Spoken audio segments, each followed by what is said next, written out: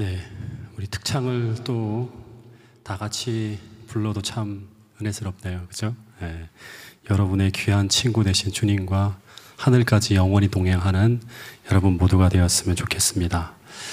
내일 이제 우리가 5060 그 오대전 헌재기를 시작으로 해서 이제 계속적으로 그 영혼들과 함께하는 우리 구원하기 위한 어떤 그런 소그룹 전도회가 계속 시작이 됩니다. 이 일을 위해서 기도해 주시고, 특별히 여러분 개인적으로 하나님께 인도할 가족 또 친구들 이런 분들이 꼭 있으셔야 되고요. 그분들을 위해서 계속 기도하는 그런 기간이 되었으면 좋겠습니다. 자, 오늘은 예수님의 3년간의 사역이 이제 마쳐갈 무렵에 벌어진 예수님의 공생의 기간 중에 벌어진 여러 사건들이 있는데, 그 중에서 가장 중요한 한 사건의 이야기를 여러분들과 함께 나누면서 은혜를 좀 가져보려고 합니다. 이제 이 사건은 이제 바로 변화산에서 벌어진 사건인데요.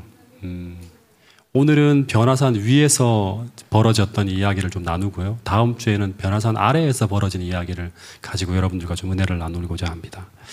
이 변화산이라고 하는 이름은 그 실제로 변화산이라고 하는 이름이 이제 있는 산이 아니에요. 그죠? 이 변화산이라고 하는 이름은 그곳에서 이제 예수님의 모습이 신성으로 변화되었다고 하는 것이죠. 그리고 이제 그 변화된 그곳에서 인류 역사상 가장 위대한 믿음의 사람 둘이 하늘에서 내려오는 일이 벌어집니다. 예, 그리고 거기서 주님과 그 두 사람이 대화를 나누는 엄청난 사건이 벌어진 곳이 바로 이 변화산이라고 합니다. 이 변화산의 위치가 어딘지 정확하게 알 수는 없어요. 재림교회 성경 주석에 보면 뭐 이 산이 다볼산이라고 하는 뭐 그런 어떤 이 설도 있고, 또 헤르몬산이라고 하는 설도 있는데, 그런데 재림교회 성경 주석을 보면 그런 두 산은 아닐 거라고 합니다. 그래서 대략 갈릴리 주변에 있는 어떤 한 산이었을 것이라고만 이제 추정을 한다고 합니다. 근데 중요한 거는 산이 어디에 있는지가 중요한 것이 아니라, 중요한 건 뭐냐 그러면 이 변화산에서 벌어진 이 엄청난 일이 왜 벌어졌는가 하는 거예요. 이게 정말 중요하죠. 그리고 이 이야기 속에 담긴 교훈이 무엇인가 하는 거예요. 왜 예수님은 제자들을 데리고 변화산으로 올라가서 이런 엄청난 장면을 보여주셨을까? 이것을 알아야지만 진짜 변화산에서 벌어진 이 이야기가 의미 있는 이야기로 살아나고, 또 그 의미와 교훈을 가지고 오늘을 살 수 있다고 하는 것입니다. 그러면 왜 변화산 사건이 벌어졌는지에 대한 이 실마리를 풀기 위해서 누가복음 9장 28절 29절의 말씀을 먼저 한번 보면 이런 이야기가 나옵니다. 먼저 한번 읽어볼까요? 누가복음 9장 28절 29절 말씀입니다. 시작. 이 말씀을 하신 후 8일쯤 되어 예수께서 베드로와 요한과 야고보를 데리고 기도하시러 산에 올라가사 기도하실 때 용모가 변화되고 그 옷이 휘어져 광채가 나더라. 예.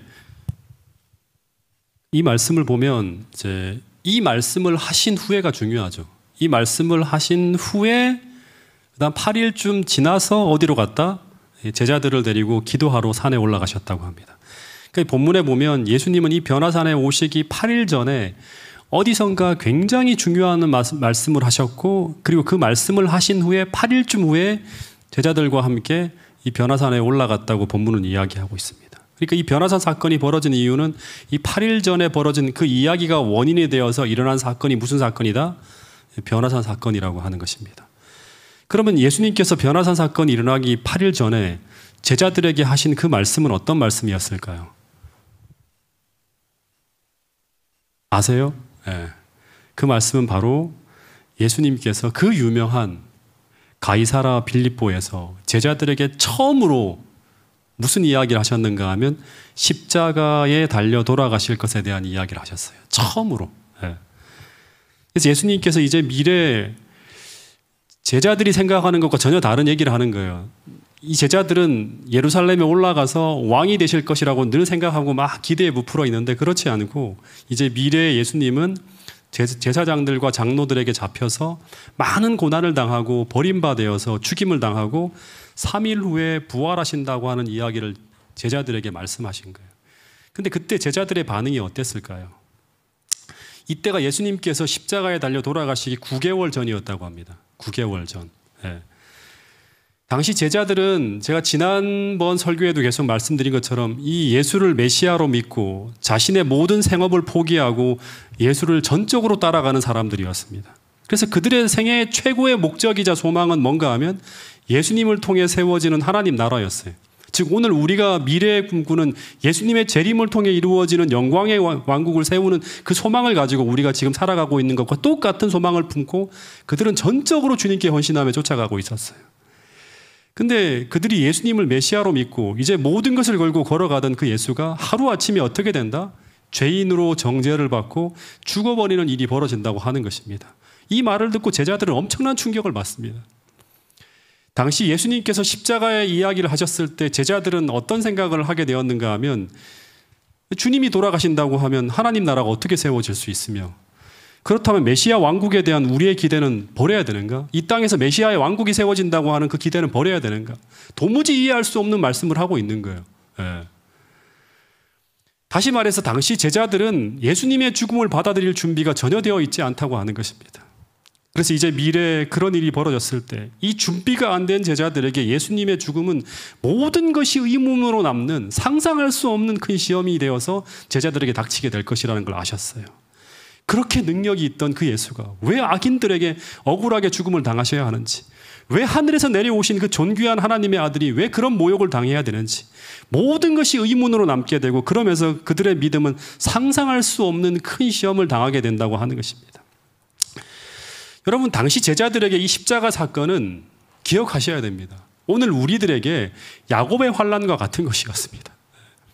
하나님 나라를 세우려고 이 땅에 오신 그 주님이 갑자기 죽어버렸고, 그러므로 하나님 아버지는 예수님을 버리신 것과 같고, 그래서 모든 희망이 사라진 것 같은 그런 암흑 속에서 그들은 이제 과거에 주님께서 그들에게 주신 그 말씀을 붙잡고 그 상황을 해석하며 믿음으로 버티어내며 나가야 되는 상황을 맞이하게 된다고 하는 것입니다. 주님은 제자들이 맞이하게 될 미래의 그 환난을 대비해서 미리 그 십자가라고 하는 사건이 일어날 것을 계속 말씀하셨어요. 그게 바로 예언을 하신 거죠. 미래에 이런 일이 벌어질 거야. 너희들 대비해야 되고 계속 이 예언을 하시는 거예요. 그래서 그때를 대비해서 그들이 무엇을 준비해야 될지 진지하게 제자들에게 말씀하고 있었지만, 그러나 그들은 그 말씀의 의미를 깨닫지 못하고 있었고, 그래서 그날을 대비해서 준비하는 일이 일어나지 않고 있는 거예요. 도리어 그 이야기를 들었을 때 베드로가 어떤 얘기를 하죠? 이런 일은 절대로 예수님에게 일어나면 안 됩니다 하면서 막 적극적으로 반대하다가 예수님의 책망을 받게 되고, 그리고 다른 모든 제자들도 이제 예루살렘에 입성해서 왕이 되실 분이 무슨 말도 안 되는 소리를 하냐고 하면서 그것을 믿으려 하지 않았다고 하는 것입니다. 왜냐하면 그것은 상상하기도 싫은 끔찍한 일이었기 때문에 그렇다고 하는 것입니다. 왜냐 그러면 자기들이 생각하는 미래와 다른 미래를 자꾸 얘기하는 거예요, 주님. 여러분, 예를 들면 이런 것입니다. 일본이 한국을 쳐들어오기 전에, 이제 임진왜란이 벌어지기 2년 전에 이 한국에서 이제 자꾸 외란에 대한 어떤 그런 인포메이션이 자꾸 이렇게 들려오니까 일본을 직접 이제 다녀와서 보고를 하라고 하면서 그 조선통신사가 2명이 이제 일본으로 갑니다. 근데 이때 가는 이 조선통신사는 진짜 외란이 일어날 건지에 대한 그 상황을 확인하고 이제 그 보고하기 위해서 보낸 거예요. 그래서 2명의 통신사가 가는데 이제 한 명은 정사로서 황윤길이라고 하는 사람이 가고 부사로서는 김성일이라고 하는 사람이 갔습니다. 두 사람들이 서로 다른 당의 사람들이에요. 객관적인 인포메이션을 얻기 위해서 다른 당의 사람을 둘이를 보낸 거예요. 근데 이 두 사람이 일본을 다녀와서 보고를 하는데, 황윤길이라고 하는 사람은 필시 병화가 있을 것이다. 그래서 그때를 대비해야 된다고 하는 보고를 합니다. 정직한 보고를 하는 거예요. 근데 똑같은 장면을 본 이 김성일이라고 하는 사람은 그러한 정황이 너무나 많이 보였지만 이 사람이 거짓말로 어떻게 하는가 하면 그러한 정황을 발견하지 못했다고 하면서 거짓 보고를 하는 거예요. 근데 왜 거짓 보고를 하였는가 하면 나중에 이 김성일이라고 하는 사람이 같은 당에 있던 이제 그 유력한 인물인 유성룡에게 이런 이야기를 했다고 합니다. 자신도 전란이 일어날까 염려는 되었지만 만약에 그런 얘기를 하면 민심이 동요되어서 국가가 혼란에 빠질까 봐 염려되어서 그런 거짓된 보고를 했다고 합니다. 다시 말해서 국가의 이런 평화스럽고 안정된 분위기가 흐트러지는 것이 불편하고 싫어서 그런 거짓 보고를 한 것입니다. 근데 당시에 수많은 징조들과 상황은 외란이 벌어질 것이라고 하는 징조가 무수히 벌어지고 있었습니다. 부산 앞바다에 일본에서 건조한 나무들이 대량으로 막 떠다니고 있었고, 그리고 일본의 이 토요토미 히데요시는 이 전국을 통일한 후에 일본 전국을 이제 공공연하게 대륙을 침범할 것이라고 하는 이야기를 하고 있는 상황에서 조선 통신사들이 그 확실한 증거를 가지고 온 거예요. 근데 이제 더군다나 이 토요토미 히데요시가 이제 조선의 왕에게 보낸 그 편지가 뭐냐 그러면, 자신들이 대륙을 정벌하러 갈 것이니까 조선이 길잡이, 즉 앞잡이가 되어달라는 요구를 하는 편지를 보낸 거예요. 근데 이것을 김성일이라고 하는 사람은 그것은 허황된 이야기라고 하면서 이제 그걸 이제 무시해 버리는 거예요. 더하여서 조선의 대부분의 강요들이 전부 정사인 황윤길의 말이 아니라 그런 일은 절대로 일어나지 않을 것이라고 말하고 있는 이 부사인 김성일의 말을 믿게 되었다고 하는 것입니다. 왜냐하면 200년 동안 전쟁이 없는 평화로운 시대를 지나가고 있었고, 모든 사람들이 그런 평화로운 시대가 계속 지속되기를 바랐기 때문에 사람들은 그런 분명한 전란의 징조들이 몰려오고 있는 그 평안하지 않은 때 그 평안하다, 안전하다고 하는 그 말을 믿게 되는 것입니다. 그래서 이 말을 믿음으로 말미암아 그들은 2년이라고 하는 대비할 수 있는 금쪽 같은 시간을 아무런 준비 없이 보내다가 임진왜란이라고 하는 엄청난 환란을 아무런 준비 없이 당하게 되는 것입니다. 2년 동안 성을 다시금 축조하고 병사들을 다시금 만들고 훈련시키고 했다 그러면 조선이라는 나라가 그렇게 엄청난 참화 속에 들어가지 않았겠죠. 준비 없이 맞이하다가 보니까 엄청난 참화 속으로 들어간 것입니다. 근데 똑같은 일이 벌어지고 있었습니다. 마치 주님은 이제 당신께서 돌아가시는 엄청난 사건을 이야기하면서 제자들에게 계속 무슨 이야기를 하고 있는가 하면 그때를 대비해서 준비하라고 계속 말씀하고 있어요. 불같은 시험이 닥쳐오고 있는데 너희들이 그날을 위해서 준비하지 않으면 엄청난 어려움을 당하게 될 것이라고 계속 경고하는 거예요. 깨워서 기도하라고. 근데 이 베드로와 제자들은 그런 일은 절대로 일어나지 않을 것이라고 말하면서 전혀 그날을 대비하려고 하지 않고 있었다고 하는 것입니다. 여러분, 그래서 주님께서 제자들을 각성시키기 위해 준비한 그 십자가를 예고하는 예수님의 예언, 즉 설교가 계속 들려졌지만 그들은 그날을 대비해서 우리가 어떻게 준비해야 되는지 전혀 거기에 대해 질문하지 않는 거예요. 그런 일이 닥쳐온다고 했으면 제자들이 어떻게 해야 될까요? 예수님에게 다가가서 어떻게 준비해야 되고 그날은 어떤 그 방식으로 다가오는지를 계속 질문을 하면서 물었어야 되죠. 근데 이 제자들은 전혀 거기에 대한 질문을 하지 않고 다른 이야기만 하고 있는 모습이 성경에 나타나고 있습니다. 성경에 보면 이 십자가 이야기가 3차례에 걸쳐서 던져졌는데 그때마다 제자들의 반응은 한심하게도 그날에 일어날 일에 대해서는 전혀 관심이 없고 그들의 관심사는 오직 무엇인가 하면 그날에 누가 더 높은 관직에 오를 수 있을까라는 다툼이 벌어졌다고 하는 게 성경에 나옵니다. 누가복음 9장 44절부터 46절 말씀을 같이 한번 읽어보겠습니다. 시작.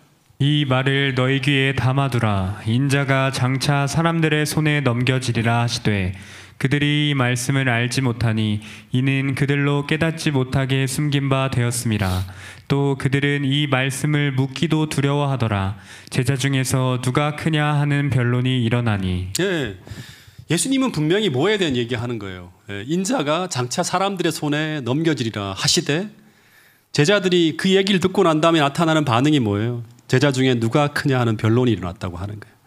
심지어 마태복음 20장 17절에도 보면 이런 이야기가 나옵니다. 여기도 예수님이 당신의 고난에 대해서 십자가에 못 박혀 죽으신다는 이야기를 하고 있는데 그 다음에 벌어지는 이야기가 어떤 이야기인가 하면 야고보와 요한이 자신의 어머니까지 동원해서 이 유대나라가 예수님이 왕으로 등극한 후에 이 유대나라가 로마를 정복하고 후에 세울 왕국에서 최고의 자리에 앉게 해달라고 하는 요청을 했다고 하는 이야기가 나옵니다. 다시 말해서 이 이야기가 언제 나오는가 하면 예수님이 십자가에 대한 이야기를 하시고 난 후에 바로 직후에 벌어지는 사건이 이 사건이에요.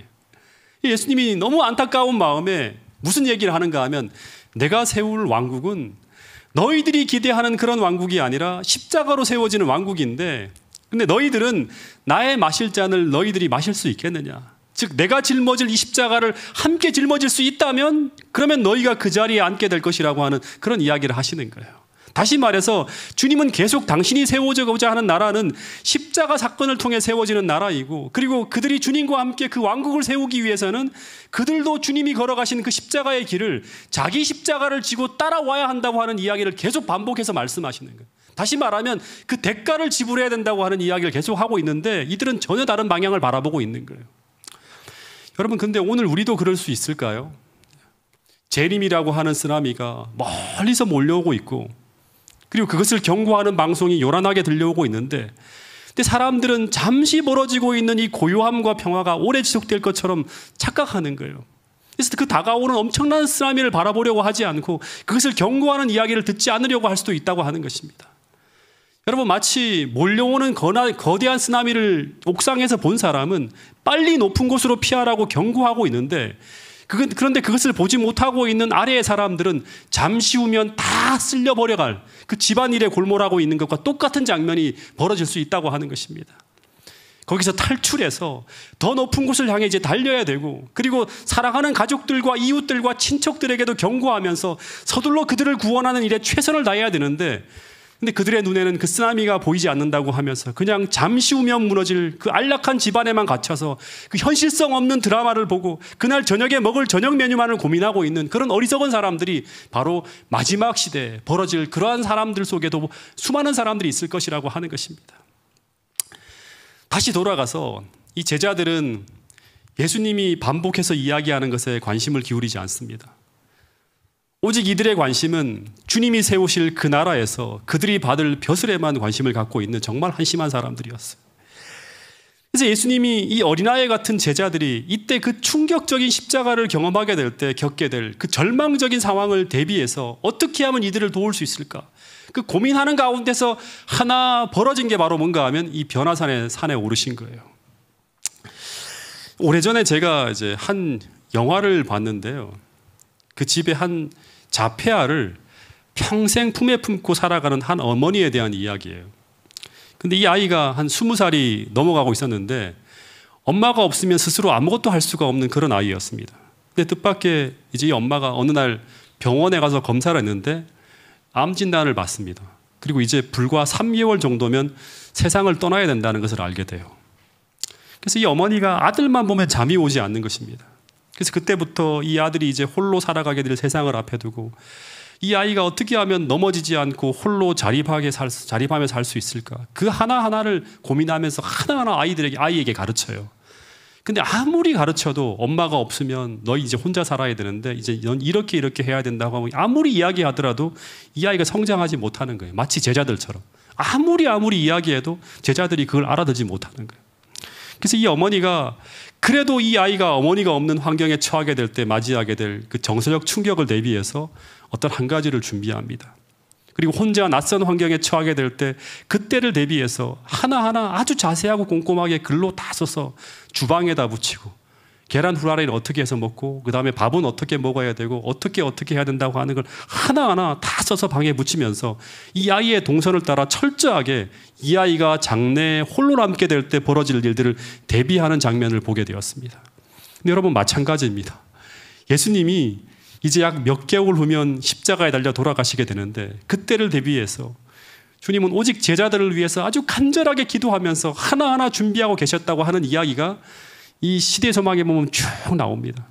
여러분, 다락방 강화, 다락방에서 그 이야기했던 그 이야기들, 포도나무의 비유, 겟세마네 동산에서 기도하며 보여주신 것, 전부 다 그 환란이 벌어질 때 그때를 대비하는 과정에서 예수님이 하나하나 하신 그 일들이에요. 근데 그 중에 하나가 바로 무엇이다? 이 변화산 사건이라고 하는 것입니다. 여러분, 시대 소망에 보면 이때 예수님이 제자들과 함께 이 변화산으로 올라가서 겟세마네 동산에서와 비슷하게 이 밤이슬이 무겁게 그분의 등 위에 쏟아지고 있는데도 불구하고 거의 밤을 지새우면서 제자들을 위해서 어떻게 기도했는가 하면 눈물로 통곡하며 기도하셨다고 하는 거예요. 왜냐 그러면 십자가의 얘기를 해도 도무지 알아듣지 못하는 거예요. 아무리 해도 깨어나지 못하는 거예요. 그래서 눈물로 통곡하면서 하나님 아버지께 기도하는 거예요. 네. 이 십자가 사건이 다가오고 있는데도 불구하고 그것을 전혀 이해하지 못하고 아무런 준비도 하지 않고 시간을 흘러보내고 있는 제자들을 보면서 예수님께서 어떤 생각을 하는가 하면 이렇게 흘러가다가는 제자들이 그 엄청난 환란 속에서 다 무너지게 되어 있다고 하는 것을 알고 있었던 거예요. 여러분, 마찬가지로 오늘 우리가 날마다 성경을 통해서 주님께서 우리가 깨어나기를 바라시며 준비의 기회를 주고 있음에도 불구하고 오늘 우리가 전혀 각성하지 못하고 주님과 다른 생각을 가지고 오늘을 살아가고 있다면 오늘 우리도 똑같은 그러한 이 환난 속에 대비하지 못한 채 넘어질 수 있다고 하는 것을 꼭 기억할 수 있게 되기를 간절히 바라겠습니다. 여러분, 주님께서 눈물과 통곡으로 그 변화산에서 제자들을 위해 기도하셨고, 그리고 그 기도의 응답으로 어떤 일이 벌어지는가 하면 그렇게 자라지도 못하던 그 제자들이 그 십자가의 엄청난 환난 속에서 거의 무너질 것처럼 흔들렸지만 무너지지 않고 설 수 있었다고 하는 것입니다. 다시 말해서 그 제자들이 그 환난 중에 무너지지 않았던 것은 주님의 그 기도의 응답이라고 저는 믿습니다. 여러분, 그런데 그렇게 제자들을 위해 기도하신 그 주님이 지금 여러분과 저를 위해서도 하늘 지성소에서 그런 동일한 심정으로 기도하고 있다고 성경은 이야기하고 있습니다. 근데 그 기도가 언제까지 이어질 것인가 하면 마태복음 12장 20절에 보면 이런 말씀이 있습니다. 같이 한번 읽어보겠습니다. 마태복음 12장 20절 말씀입니다. 시작. 상한 갈대를 꺾지 아니하며 꺼져가는 심지를 끄지 아니하기를 심판하여 이길 때까지 하리니. 예, 상한 갈대를 꺾지 아니하며 꺼져가는 심지를 끄지 아니하기를 심판하여 이길 때까지 하리니. 여러분, 상한 갈대 같은 그 제자들을 위해 거의 신앙의 심지가 다 꺼져가는 그 신앙의 실패자 같은 제자들의 믿음의 불꽃을 다시 살리기 위해서 그토록 간절하게 기도하셨던 그 예수님께서 오늘 나와 여러분들을 위해 지금도 하늘 지성소에서 기도하고 있다고 하는 사실을 꼭 잊지 않게 되기를 간절히 바라겠습니다. 그 기도의 응답으로 오늘 우리가 그래도 이 안식일 이 자리에서 혹은 방송으로 우리가 예배하고 있다고 하는 사실을 꼭 기억할 수 있게 되기를 간절히 바라겠습니다. 근데 이 변화산에서 예수님께서 아버지 앞에 특별히 구한 것이 무엇이었을까요? 그 한 가지는 뭔가 하면, 하늘 아버지, 이제 머지않아 내가 이제 십자가에 탁 올라가게 되면 더 이상 하나님의 아들로서의 모든 존귀함이 다 사라지고 거의 만신창이가 되는 일이 벌어지는데, 근데 그때를 대비해서 이 연약한 제자들이 이제 이런 장면을 한번 보게 해달라고 기도하는 거예요. 그게 뭔가 하면 세상이 창조되기 이전에 예수님이 하늘에서 아버지와 함께 가지셨던 그 영광을 제자들이 볼 수 있게 해달라고 기도합니다.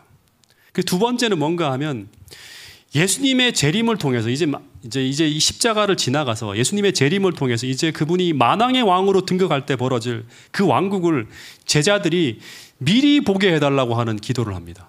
첫 번째는 내가 창세 전에 지금 너무나 비참하게 무너질 때 제자들이 충격을 받잖아요. 그래서 이때 그 전에 하나의 어떤 백신처럼 그 전에 제자들이 내가 아버지와 함께 하늘에서 가졌던 그 신성에 충만한 그 모습, 그 영광스러운 모습을 제자들이 보게 해달라고 하는 것이고, 두 번째는 예수님께서 재림을 통해 이제 만왕의 왕으로 등극할 때 벌어질 그 왕국을 제자들이 미리 맛보게 해달라는 그런 기도를 합니다. 어떻게 보면 이 기도는 엄청난 기도를 하신 거예요. 근데 그 기도가 아주 막 밤을 지새워가면서 간절히 기도할 때, 여러분, 기도의 응답으로 이게 벌어진 거예요. 밤새워서 기도할 때 갑자기 하늘의 문이 쫙 열리면서 거룩한 광채가 주님을 둘러싸면서 갑자기 주님이 창세전에 아버지와 같이 계셨던 그 신성에 충만한 하나님의 모습으로 변화되어집니다. 그래서 변화산이라고 하는 거예요. 그 더하여서 잠시 후에 제자들이 상상할 수 없는 위대한 장면이 펼쳐지는데, 그게 바로 뭔가 하면 예수님 곁으로 이스라엘 역사상 가장 위대한 두 인물이 딱 등장하는 거예요. 내려오는 거예요. 그 하나는 누구다? 그 하나는 모세이고 또 하나는 엘리야입니다. 그러니까 제자들이 볼 때 까무러칠 일이 벌어진 것입니다. 어떻게 보면 이 두 인물은 어떤 인물인가 하면 오늘날 유명한 연예인이나 무슨 대통령 정도가 아닙니다. 이 두 인물은 인류 역사상, 이스라엘 역사상 가장 위대한 인물들이었고, 그리고 그들은 하늘로 올라가 살고 있는 사람이에요, 지금. 근데 그런 위대한 인물들이 하늘에서 내려와서 이제 그분 앞에서 어떻게 하는가 하면 그 위대한 인물들이 그분 앞에서 겸손하게 자기를 탁 낮추고 그분에게 이야기하는 것을 제자들이 보는 거예요. 그래서 완전히 이 장면을 보면서 그들은 예수님을 다시금 새롭게 보게 됩니다. 왜냐하면 당시 제자들이 보기에 예수님은 어떤 존재인가 하면 자신들이 일상을 통해서 편하게 주거니 받거니 이야기할 수 있는 굉장히 평범한 인물이에요. 예수님 하고 막 부를 수 있는. 더군다나 날마다 이스라엘 당국자들에게는 무시를 당하고 있는 분이에요. 배운 것도 없는 사람이고 그 다음에 출신도 나사렛 출신이라고 하는 것 때문에 계속 조롱의 대상이었어요. 그리고 미래에 예수님은 어떤 일을 겪게 되는가 하면 이스라엘 당국자들에게 말할 수 없는 치욕과 모욕을 당하는 그런 분이 될 거라고 하는 거예요. 근데 변화산의 장면은 그 스승님이 원래 어떤 분이셨는지 다시금 바르게 인식할 수 있게 되는 엄청난 장면이 펼쳐지고 있는 거예요. 그 위대한 모세가 완전히 예수님 앞에 머리를 숙이면서 말씀을 나누고 있는 것입니다. 그래서 이들이 이 장면을 정말 눈을 크게 뜨고 깨어서 맑은 정신으로 기도하며 바라볼 수만 있었다면 그들은 예수님께서 십자가에 달려 돌아가실 때도 확실히 그분이 하나님의 아들인 것과 그리고 그분의 그 치욕적인 죽음을 당하는 그 순간에서도 그분이 죄인이 아니라 그분께서 늘 말씀하셨던 것처럼 그 모든 것이 구속의 경륜의 일부라고 하는 것을 알게 됨으로 말미암아 그 고뇌의 시간에 그들은 견딜 수 있게 되었을 것이라고 하는 거예요. 제가 오래전에 동작에 있을 때 한 분이 침례를 받으셨는데 이제 그분의 어머니가 그 교회에 오래전에 다니셔서 이제 그분이 스스로 교회를 찾아왔어요. 80이 좀 넘으셔서. 근데 그분이 처음 이제 교회로 오기 전에 여러분들한테 그분의 형제들에 대한 이야기를 들었는데 그 가족이 정말 대한민국에서 명문가 중에 한 가정이었어요. 우리 교단의 명문가가 아니라 대한민국 전체에서도 아주 명문가 중에 명문가였어요. 그분의 아버지가 중앙대 교수이셨고요. 그리고 중앙대에서도 그리고 어떤 학교를 하나 설립하신 분이었고, 명문 사립학교를.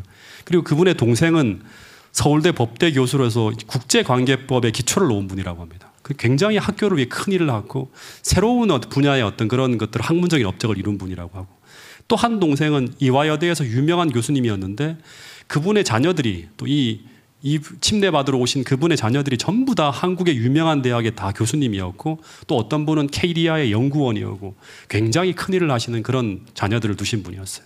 근데 이분도 당시 나이가 80대였는데 80에서 그 당시에 1950년대 이제 대학을 다니시면서 영문학과 교수로서 이렇게 지내신 그런 분이었다고 합니다. 근데 이 가정에 방문을 가면 언제나 홀로 있고요. 아주 외로이 살고 있는 거예요. 그리고 이분의 이제 그 뇌기능에 문제가 좀 생기면서 계속 병원을 다니셨는데 뇌세포가 한 3분의 1 정도가 쭉 망가지고 있어서 말이 자꾸 어눌해요. 그리고 치매기가 계속 있으신 분이었어요. 그래서 교인들이 그분을 그냥 평범한 할머니 한 분으로 이렇게 밖에 볼 수 없는 그런 분이었습니다. 근데 어느 날 이분이 침례를 받으신 후에 건강이 하도 안 좋아서 이분을 모시고 이제 백투 에덴으로 가려고 하는데 이분이 혼자 가기가 좀 그렇다고 하면서 가까운 친구 한 분을 모시고 왔어요. 절친이라고 하면서.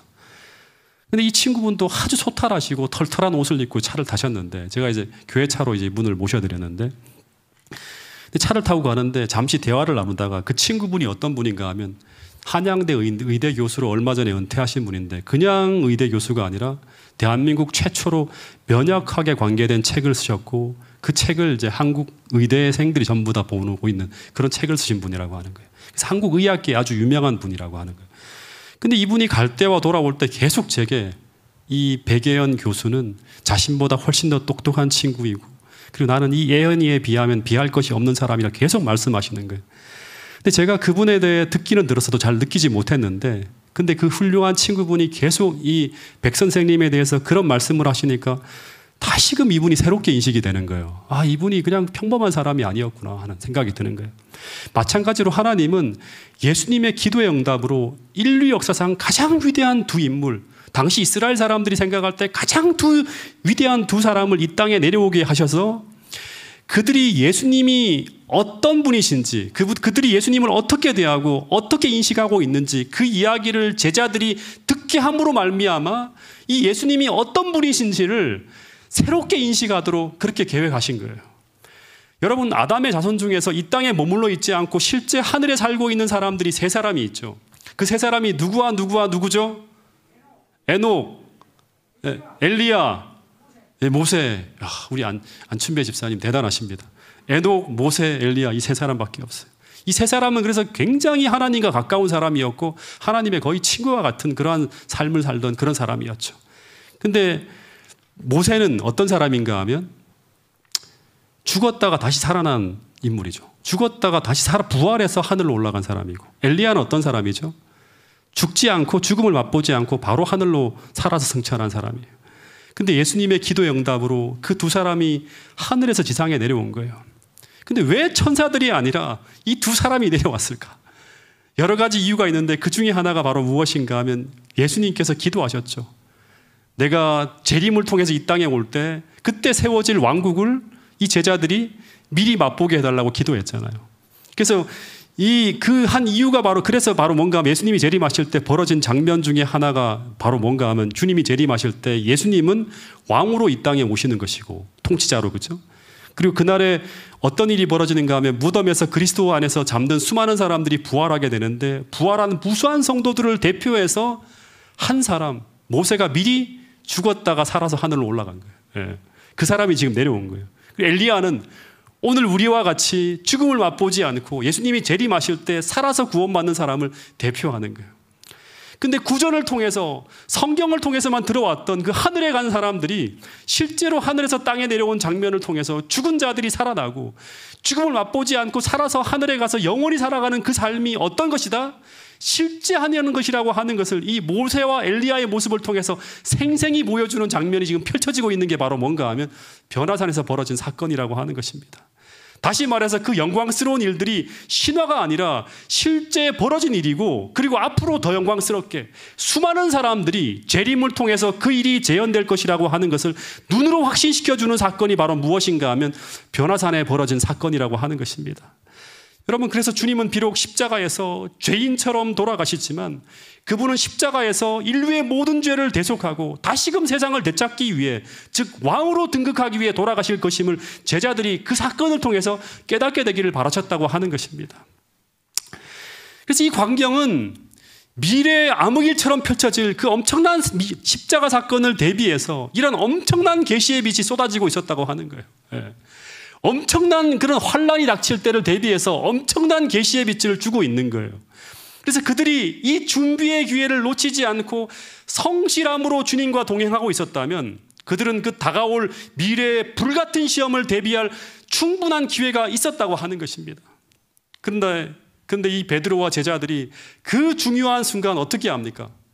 졸아버림으로 말미암아 그 예수님과 모세와 엘리야가 나누는 그 이야기를 다 놓쳐버립니다. 다 놓쳐버려요. 그래서 이 장면을 그들이 어떻게 이해했는가 하면 이제 엘리야와 모세가 주님을 도우러 왔어요. 자다가 깨다가 계속 반복하는 거예요. 근데 잠깐 봤어요. 모세와 엘리야가 온 걸 봤어요. 주님을 도우러. 그래서 제자들이 어떤 생각을 하는가? 모세와 엘리야가 왔네? 그럼 이제 주님의 권위이 끝났겠구나.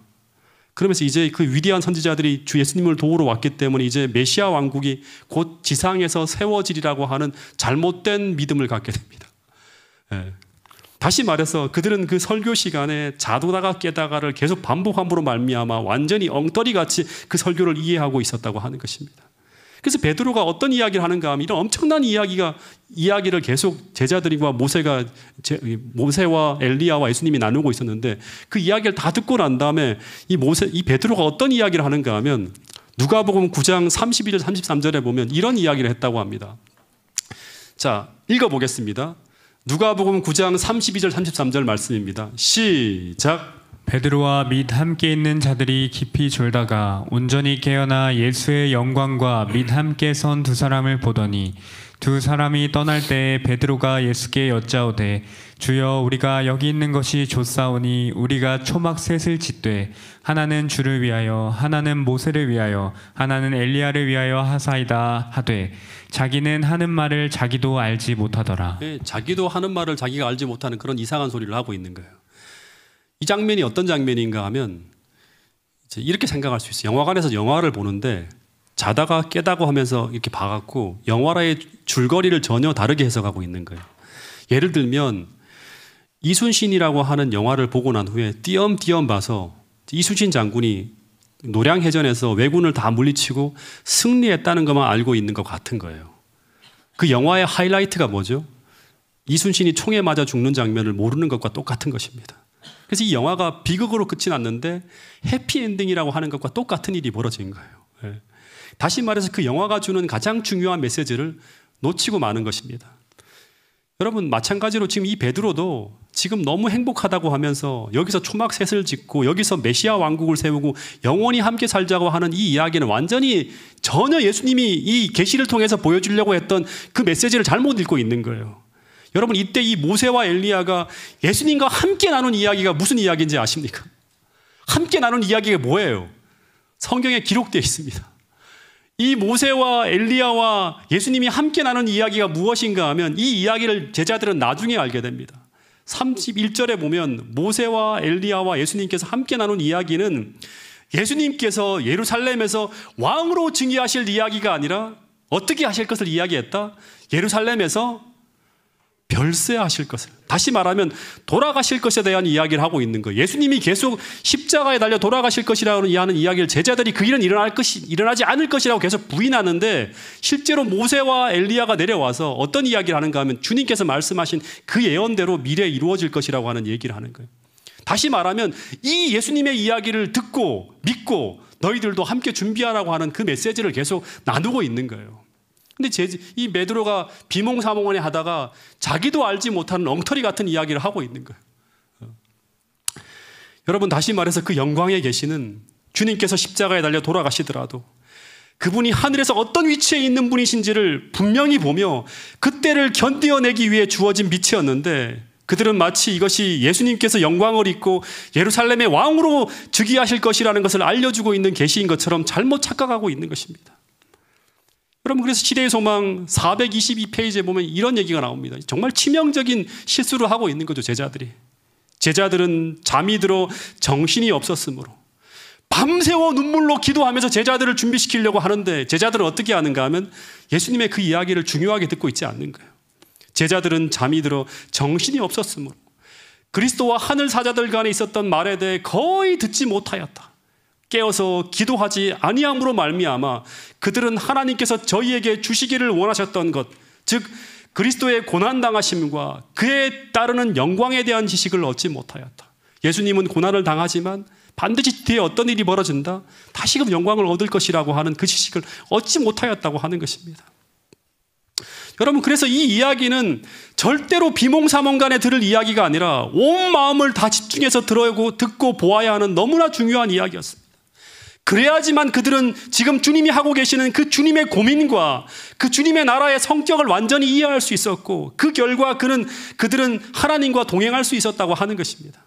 그런데 이들이 깨어 기도하지 아니함으로 말미암아 하나님께서 저희에게 주시기를 원하셨던 것, 즉 예수님의 고난당하심과 그 뒤에 따르는 영광에 대한 지식을 거의 얻지 못하였다고 하는 것입니다. 제자들은 잠이 들어 있었으므로 정신이 없었으므로 그리스도와 하늘 사자들 간에 있었던 말에 대해서 거의 듣지 못하였다고 하는 것입니다. 여러분 주님은 오늘 우리에게도 이 마지막 시대를 대비하여 주실 빛들을 끊임없이 주시고 있습니다. 그런데 오늘 우리가 제자들처럼 깨어 기도하며 그 빛을 받지 못함으로 말미암아 우리는 아직도 내가 어떻게 살아야 되는지, 나는 무엇을 준비해야만 살아야 되는지 아직도 느낄 만큼 느끼지 못하고 오늘을 살 수 있다고 하는 것입니다. 더 중요한 비전, 영광스러운 일에 관심을 갖지 못하고 오늘도 소소한 일, 어떻게 보면 우리의 관심을 빼앗기지 말아야 될 일들에 대해서 고민하고 힘들어하며 오늘을 살 수 있다고 하는 것입니다. 여러분 다가올 미래, 세상은 어디로 흘러가고 교회는 어떤 일을 겪게 되고 우리는 무엇을 준비해야 될지 여러분 지금보다 훨씬 더 밝은 빛을 우리는 받아야 되고 그리고 그 받은 빛대로 오늘을 살며 미래를 준비해야 된다고 하는 사실을 잊지 않게 되기를 간절히 바라겠습니다.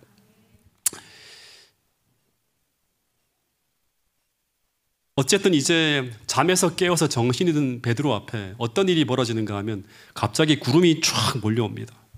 그 구름으로 말미암아 이 예수님과 모세와 엘리야가 보이지 않아요. 그리고 그때 갑자기 하늘에서 이런 음성이 들려와요. 엄청난 일들이 벌어지고 있는 거예요. 이 베드로가 말할 때는 뭐예요? 초막셋을 짓고 삽시다라고 말할 때 호련히 빛난 구름이 그들을 덮으며 구름 속에서 소리가 나서 이르되 아버지 하나님께서 뭐라고 하는가 하면 제자들아 이는 내 사랑하는 아들이요 내 기뻐하는 자니 너희는 그의 말을 들으라 하시는지라. 예수님이 하시는 말씀을 들어라. 너희들이 막을 수 없다고 하는 거예요. 절대 그런 일이 벌어지지 않을 것이라고 하는 그 말을 내려놓고 예수님의 말을 들으라고 하는 거예요. 여러분 그런데 한번 물어볼게요. 이는 내 사랑하는 아들이요 내 기뻐하는 자라고 하는 이 말은 이때 처음 들려온 말이 아니죠. 언제 또 이런 말이 있었죠? 그렇죠. 예. 마태복음 3장 17절에 보면 예수님의 침례식 때도 이는 내 사랑하는 아들이요 내 기뻐하는 자라고 하는 하나님 아버지의 음성이 들려옵니다. 근데 왜 이런 아버지의 육성이 이때 또 들려왔을까요? 침례식 때의 장면을 시대의 소망에 이제 통해 읽어보면 당시 그분의 모습은 도저히 메시아로 세상에 공인될 수 없는 그런 모습이었다고 합니다. 세상은 그를 불황무식한 동네에 살아가는 가난한 목수의 아들로밖에 인정할 수밖에 없는 그런 초라한 인간이었지만 하늘은 그분이 어떤 분이다? 하나님 아버지와 연결되어진 하나님의 아들이요. 그분이 온 우주에서 하나님 아버지의 가장 큰 기뻐하심을 받은 그런 사랑을 받는 자라고 하는 그런 음성을 들었다고 하는 것입니다. 마찬가지로 이제 마태복음 27장에서도 십자가가 그의 앞에 닥쳐오고 있고 예수님의 사업은 이제 끝이 나려고 하는데 세상은 그를 하나님의 아들로 인정하지 못하고 있어요. 심지어 제자들마저도 올바른 믿음을 갖고 있지 못한 것입니다. 그리고 머지않아 예수님이 쓰러질 때 예수님의 사업은 다 실패로 끝나는 것 같은 그런 일이 벌어질 것이라고 하는 것입니다. 이때 예수님의 마음이 굉장히 괴로웠다고 합니다. 그때 하늘로부터 온 그 하나님 아버지의 음성은 어떤 음성이었는가 하면 여전히 너는 이 모든 상황에도 불구하고 내 사랑하는 아들이고 내가 가장 기뻐하는 자라고 하는 음성이었다고 하는 것입니다. 이 말씀을 들으시고 주님은 말할 수 없는 용기와 힘을 얻었다고 하는 것입니다. 여러분 오늘 우리도 이런 음성을 들을 수 있게 되기를 간절히 바라겠습니다. 내가 지금 하고 있는 모든 것이 다 어려움을 겪고 있고 모든 상황이 얽히고 설킨 것처럼 보여도 그 결과에 상관없이 그 상황에 관계없이 오늘 우리가 하나님과 동행하며 믿음으로 살아가고 있다면 우리는 여전히 그분의 사랑하는 아들이고 우리는 그분의 여전히 기뻐하는 자라고 하는 사실이라고 하는 것입니다. 여러분 늘 하루도 빠짐없이 매일 새벽마다 자기 전에 생생하게 내가 그분의 사랑하는 아들이고 내가 그분의 기뻐하는 자라는 이 음성을 날마다 듣고 하루를 시작하시고 이 음성을 듣고 하루를 마칠 수 있는 그런 믿음의 사람들이 파주중앙교회 모든 성도들이 될 수 있기를 간절히 바라겠습니다. 이때 이 제자들에게 하나님은 그분의 음성을 들으라고 그분의 음성을 듣고 순종하라고 하는 말씀을 하신 후에 8절에 보면 이때 이 제자들이 그분의 음성을 듣고 주변을 탁 둘러보는데 방금 전까지 있었던 이 모세와 엘리야는 보이지 않고 오직 누구만 보였다? 네. 그 위대한 당시 사람들에게는 예수라고 하는 인물은 아무것도 아니에요. 당시 이스라엘의 모든 역사 속에서 가장 위대한 인물은 누구인가 하면 모세 그리고 엄청나게 하늘로부터 불이 내려오는 이적을 베풀었던 엘리야가 위대한 인물이지 거기에 비하면 예수는 아무것도 아닌 존재예요.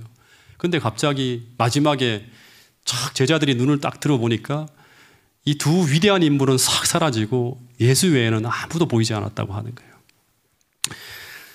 오래전에 제가 미국에 갔을 때 그때 처음에 본 것이 바로 뭔가 하면 이제 목사님하고 같이 여행을 하는데 이제 주립공원이었어요.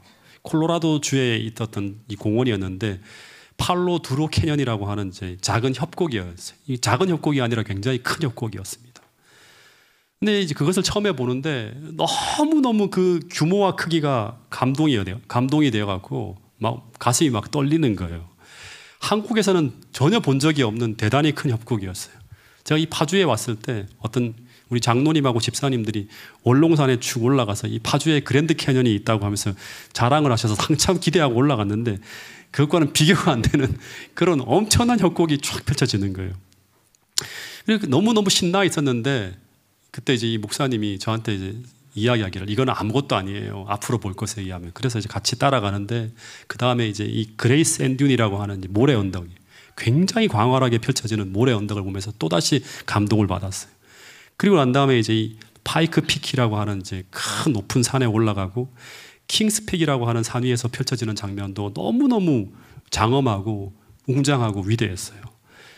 그리고 그 다음에 이제 계속 가는데 그 다음부터는 이제 계속 와 하는 장면이 펼쳐지는 거예요. 브라이스 캐년이라고 하는 너무나 장엄하고 아름다운 이제 협곡을 보고 그 다음에 또 하나가 이제 자이언 캐년이라고 하는 자이언이라고 하는 게 시온이에요. 그래서 이제 그런 아름다운 어떤 그런 협곡을 쫙 봤어요. 그러면서 제가 어떤 생각을 했는가 하면 내 인생에서 마지막으로 보는 가장 아름다운 걸 제가 보고 있다고 생각하면서 더 이상의 여행이 필요 없다는 그런 생각을 했어요. 이 브라이스 캐년과 자이언 캐년을 쫙 지나가면서. 근데 그것을 다 먼저 보신 목사님이 뭐라고 하는가 하면 이것은 앞으로 볼 장면에 비하면 아무것도 아니라고 계속 말씀하시는 거예요. 그리고 며칠 후에 그 여행의 마지막 일정으로 보았던 게 바로 뭔가 하면 그랜드 캐년이에요. 예. 너무너무 장엄하고 그 위대한 그랜드 캐년을 보면서 저는 앞에서 보았던 모든 위대한 자연이 아무것도 아닐 만큼 너무나 장엄한 그 광경에 압도되어서 앞에 보았던 걸 다 잊어버리는 거예요. 생각이 안 날 정도로 너무너무 장엄한 거예요. 그래서 마치 태양이 쫙 떠오를 때 후라시 빛들이 다 의미 없이 변하잖아요. 그죠? 이 진짜 위대한 게 탁 떠오르게 되면 어떻게 되죠? 태양빛이 탁 떠오르면 후라시 빛, 그 다음에 이 자동차의 라이트가 어두울 때는 환하게 비치지만 태양이 떠오르고 나면 다 사라지는 거예요. 다 사라지는 거예요. 마찬가지로 모세가 위대하고 아무리 엘리야가 위대한 인물이라고 하더라도 결국 그들은 그 모든 위대함의 근원이자 찬란한 태양이신 예수님이 탁 나타날 때 모두 사라져야 되고 감추어져야 될 빛들이라고 하는 거예요. 여러분 정말 예수님에 비하면 먼지맛도 못한 존재가 바로 뭔가 하면 우리 인간이에요. 아무리 모세가 위대하다 하더라도 아무리 엘리야가 위대하더라도 그들을 위대하게 하신 하나님을 바라보고 실제로 그들은 뭐예요? 한 도구에 불과할 뿐이라고 하는 거예요. 그만큼 위대한 분이 바로 누구인가 하면 바로 예수님이라고 하는 것을 알려주고 있는 것이 바로 무엇인가 하면 바로 이 변화산의 계시라고 하는 것입니다. 여러분 그래서 이 변화산의 광경의 핵심은 무엇인가 하면 그 예수님이 너희들이 알고 있는 그런 작고 초라한 인간이 아니라 너희들이 생각하는 모세와 엘리야보다 훨씬 더 위대한 분이라고 이야기하고 있는 게 바로 이 변화산의 계시의 핵심이라고 하는 것입니다. 근데 그분이 이제 앞으로 어떤 일을 당하게 되시는가 하면 너희들을 대신하여 너희들을 구하기 위해 십자가에 달려 비참하게 돌아가실 분이라고 이야기하고 있는 것입니다. 그래서 그분의 위대하심과 그 찬란한 영광을 우리가 놓치지 않고 주목할 때 우리는 가장 어려운 시험 앞에서도 그분의 영광을 바라보면서 그 영광을 기억함으로 말미암아 무너지지 않는 믿음을 가지고 그 어려운 그 순간들을 지나갈 수 있다고 성경은 이야기하고 있는 것입니다. 여러분 베드로는 이 변화산의 계시보다 더 분명한 예수 그리스도의 빛을 볼 수 있는 곳이 있다고 마지막으로 소개하고 있습니다. 그 글이 어디에 나오죠? 이 변화산에서 내가 직접 예수님의 계시를 보았지만 이것보다 훨씬 더 분명한 빛이 있다고 소개하고 있는 글이 있어요. 그게 어디에 나오죠? 바로 베드로 후서 1장 16절부터 18절에서 19절에서 이런 이야기를 하고 있습니다. 자, 이 말씀을 같이 한번 읽어보겠습니다. 시작. 우리 주 예수 그리스도의 능력과 강림하심을 너희에게 알게 한 것이 교묘히 만든 이야기를 따른 것이 아니오. 우리는 그의 크신 위엄을 친히 본 자라. 지극히 큰 영광 중에서 이러한 소리가 그에게 나기를 이는 내 사랑하는 아들이요 내 기뻐하는 자라 하실 때 그가 하나님 아버지께 존귀와 영광을 받으셨느니라. 이 소리는 우리가 그와 함께 거룩한 산에 있을 때 하늘로부터 난 것을 들은 것이라. 또 우리에게는 더 확실한 예언이 있어 어두운 데를 비추는 등불 같으니 날이 새어 샛별이 너희 마음에 떠오르기까지 너희가 이것을 주의하는 것이 옳으니라. 예, 이제 눈을 감고 잠깐 좀 생각하는 시간을 갖도록 하겠습니다. 이 본문에 보면 베드로는 이 변화산의 영광스러운 계시를 통해서 그는 자신이 그분의 크신 위엄을 친히 본 자라고 이야기하고 있습니다. 근데 베드로는 이 변화산에서 그 눈으로 보는 장면보다 훨씬 더 확실한 빛이 비치고 있는 곳이 있는데 그것이 바로 뭔가 하면 성경의 예언이라고 합니다. 다시 말해서 성경의 모든 예언이 어두운 데서 비치는 등불과 같이 예수님을 비추어 주고 있다고 하는 것입니다. 그래서 그분이 하나님의 아들이심을 샛별처럼 분명하게 확인시켜 주고 있는 것이 바로 성경이라고 이야기하고 있습니다. 그래서 결국 이 성경의 빛이 우리 앞길을 비출 때 그 어떤 어둡고 혼란한 상황이 도래한다 하더라도 우리는 어두움에 휩싸이지 않고 빛 가운데 살아갈 수 있다고 이 베드로는 분명히 이야기하고 있는 것입니다. 여러분, 우리는 이제 이 마지막을 준비해야 될 시기를 살고 있다고 하는 것입니다. 주님은 미래에 불같은 시험이 닥쳐오고 그리고 그날을 위해 끊임없이 우리에게 준비할 것을 당부하는 말씀이 성경을 통해서 계속 들려오고 있습니다. 근데 그 준비 중에 하나가 무엇인가 하면 성경을 연구하는 것입니다. 여러분, 그래서 이 교회의 건물이 초라하고 여기 앉아있는 사람들이 정말 별 볼 일 없이 보이고 정말 아무것도 아닌 것처럼 보여도 더 확실한 예언의 빛을 통해서 우리가 앉아있는 이 자리가 얼마나 영광스러운 자리이고 얼마나 위대한 자리인지 그것이 어떤 사람의 말이 아니라 더 확실한 예언의 빛을 통해서 꼭 확신할 수 있는 여러분과 제가 될 수 있기를 간절히 바라겠습니다. 그 옛날 제자들이 예수와 함께 지내던 그 평범한 일상이 너무나 별 볼 일 없고 평범하게 보이는 그런 시간이었지만, 그들이 나중에 예언을 통해 확인하게 될 때 그들이 얼마나 영광스러운 분과 함께 있었고 그 자리가 얼마나 영광스러운 시간이었는지를 나중에 알게 되었다고 하는 것입니다. 여러분, 성경으로 돌아가서 우리의 위치를 다시금 확인하고, 그리고 그토록 제자들에게 다가올 미래를 위해 깨어 준비하라고 외치셨던 그 예수님의 음성을 오늘 우리도 듣고 우리의 길을 더욱 공고히 하며 미래를 향해 달려갈 수 있는 저와 여러분들이 되실 수 있기를 간절히 바라겠습니다. 그 믿음을 달라고, 그 예수님의 위대함을 우리도 볼 수 있게 해달라고, 그 말씀을 듣고 순종할 수 있게 해달라고 이 시간 다 함께 기도하는 시간을 갖도록 하겠습니다. 함께 기도하겠습니다.